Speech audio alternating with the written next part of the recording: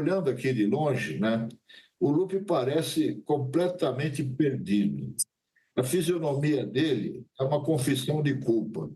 Tem alguém que ainda defende o ministro aí no Congresso?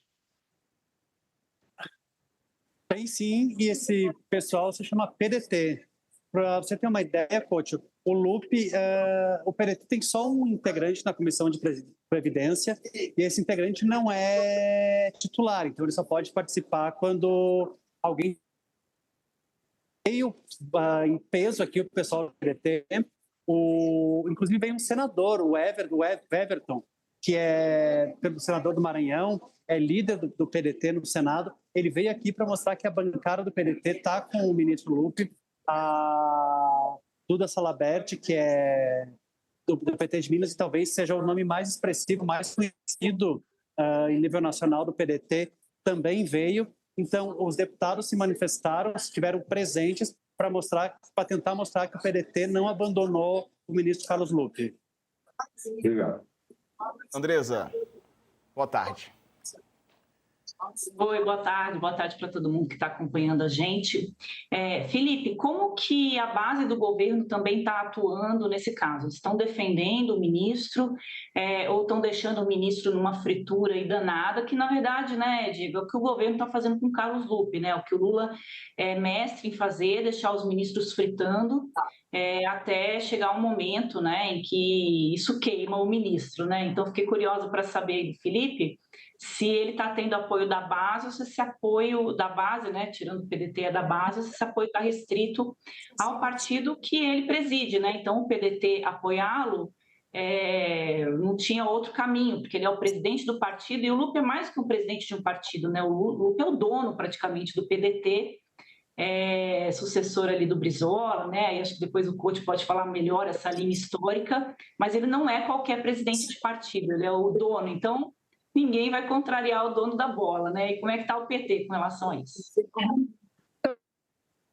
A gente tem uma matéria ontem do Lucas, que é o repórter do Planalto, e ele mostrava que houve meio que um abandono do Lupe lá, que os auxiliares do Lula, a gente sabe que todo mundo do Palácio do Planalto é do PT, se você pegar os ministérios que frequentam o cotidiano com o Lula, queriam a demissão do Lupe. Só que chegando aqui no Congresso, o conflito foi diferente. Vários deputados, a oitiva do ministro Lupe foi dividida em 5 deputados, podendo fazer blocos de perguntas. Teve deputado do PT, eles fizeram o que a gente chama de pergunta escada, para poder dizer que só existiu uma operação porque teve uma auditoria do INSS. Ele disse que nunca foi omisso, repetiu o discurso de que ele demitiu um diretor porque ele não entregava a auditoria.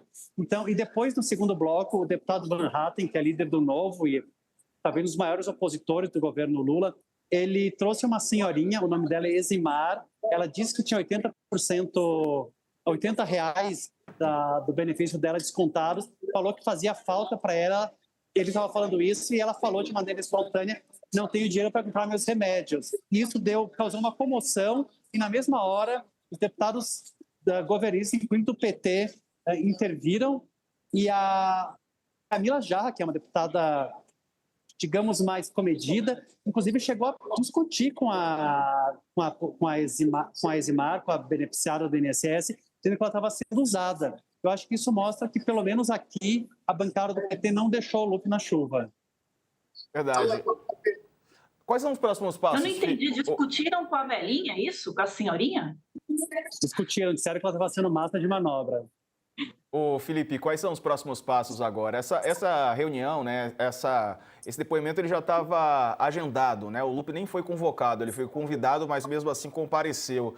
De qualquer maneira, tem algum desdobramento? Essas falas dele podem trazer algum novo capítulo para a Comissão de Previdência?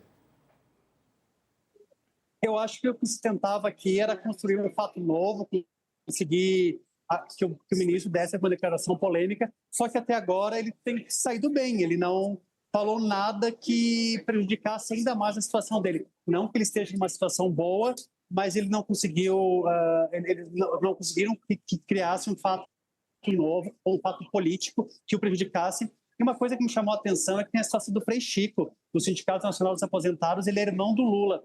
Isso não foi usado pela oposição. muitos deputados da oposição falaram e não pediram a cabeça do Lupe. Essa situação do Frei Chico não foi explorada também.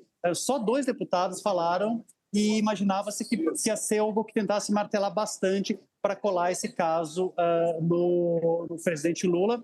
Mas de manhã eu conversava com o pessoal do PL perguntando se eles tinham trazido os deputados que eles consideravam melhores e disseram não, a gente não vai com esse time. Então, talvez explique por que não estão tentando colar no Lula essa vinda do Lupe até aqui à Câmara dos Deputados. Certo. Felipe Pereira, ao vivo de Brasília. Antes de me despedir, o coach tem mais uma pergunta, né, coach?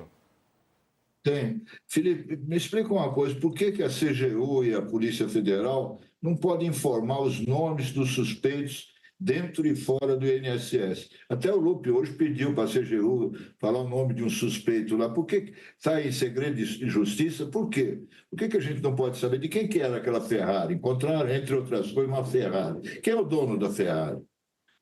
Não, a Ferrari e o Rolls-Royce, só os dois valem mais de 15 milhões de reais. Eu também queria saber, Coutinho, mas eu não tenho essa resposta de por que eles mantêm isso em sigilo de justiça.